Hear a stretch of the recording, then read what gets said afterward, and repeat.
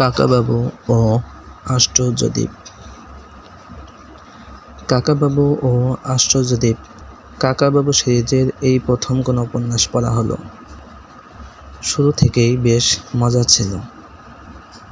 আম্মু আব্বুর সামনে বসে পড়তে পারছিলাম না, বারবার হাসি পাচ্ছিল। আমার প্রথমত সিরিজটি সম্পর্কে ধারণা নেওয়ার ইচ্ছা ছিল।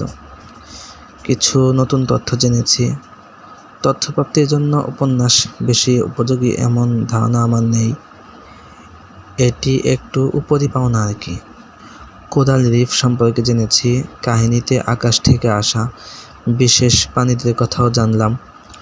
তবে এদের অস্তিত্বের ব্যাপারে বেশ সন্দিহান আমি।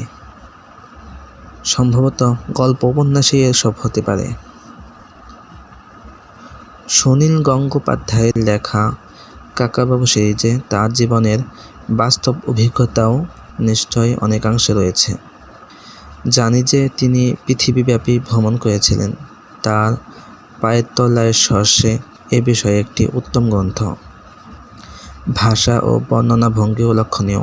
আমার কাছে মজাদার লেগেছে। তার বানান রীতি আনন্দবাজার পত্রিকা ব্যবহার বিধিকে সমর্থন করে। ক্রিয়াপদগুলো সংসদ অভিধানে উল্লেখিত নিয়মের। আমরা যে ভাব প্রকাশ আহ লিখে করি, তিনি সেখানে বলেন আ। এটি বেশ পছন্দ হয়। আমার উপন্যাস লেখার শুরুর দিকে এভাবে লিখতে ভালো লেগেছে।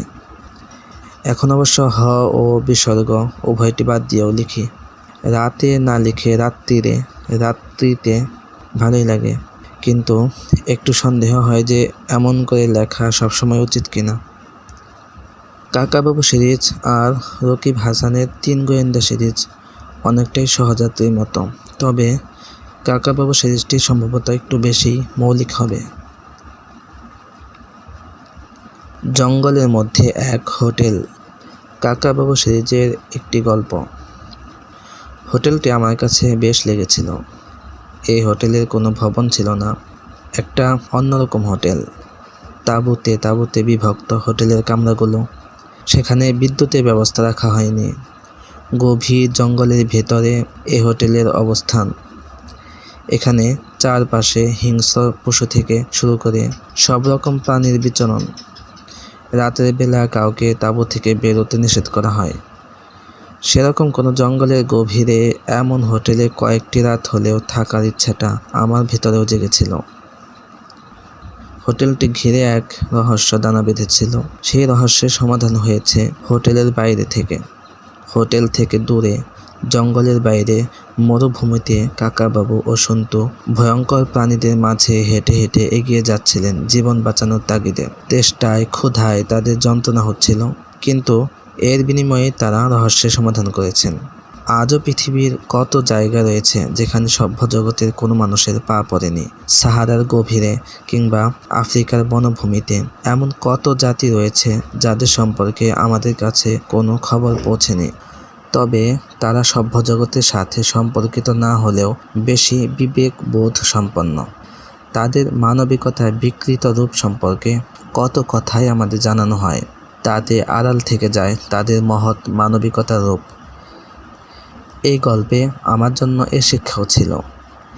গল্পের 2 মন্দ চরিত্র যারা জঙ্গলের মধ্যে থাকা হোটেলটি সম্পর্কে কাকাবাবুকে বলতে এসেছিল, বুঝতে পারিনি কেন তারা কাকাবাবুকে টানতে চেয়েছে।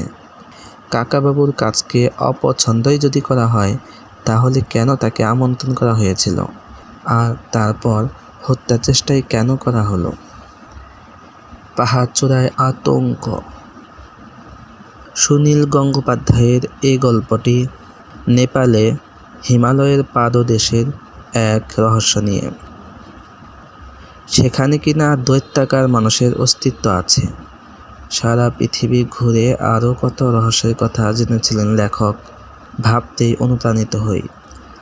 অবশ্য এই গল্পে শেষমেশ বড় মানুষের ব্যাপারে বিশেষ কিছু প্রমাণিত হয়েছে।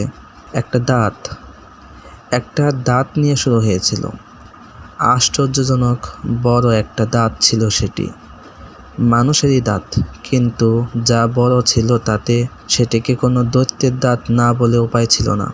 সত্যি বলতে একটা সময় পৃথিবীতে সেই বড় মানুষদের অস্তিত্বই ছিল। ডারউইন যে বিবর্তনবাদের তত্ত্ব দিয়েছিলেন তা মিথ্যা প্রমাণ করেছে সেই সব মানুষ ও পূর্ববর্তী আরও প্রাণীদের কঙ্কাল, বৃহদাকার গাছ, অনেক পাহাড় যেগুলো কিনা পূর্ববর্তী সময়ের গাছের গুঁড়ি বলে প্রমাণিত হয়েছে। পৃথিবীতে আজও টিকে থাকা বহুকাল আগের অনেক স্থাপত্য নিদর্শন যেগুলোর নির্মাণ শৈলী আমাদের মতো সাধারণ ক্ষুদে আকৃতির মানুষেরই বলা স্রেফ বোকামি।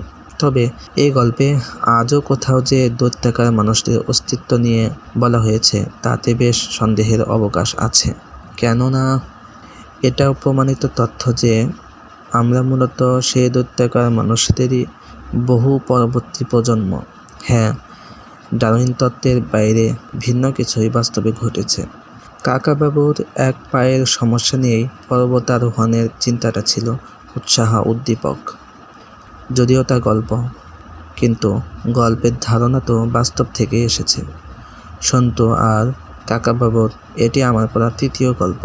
তুষারপাত এখনও বাস্তবে দেখা হয়নি। পেঁজা বরফে নব্য ভাইয়ের মতো তীর্যতি বানানো তো দূর, গোলগাল বল বানানো শেখা হয়নি। গল্পের এসবই আমাকে আকর্ষণ করেছে।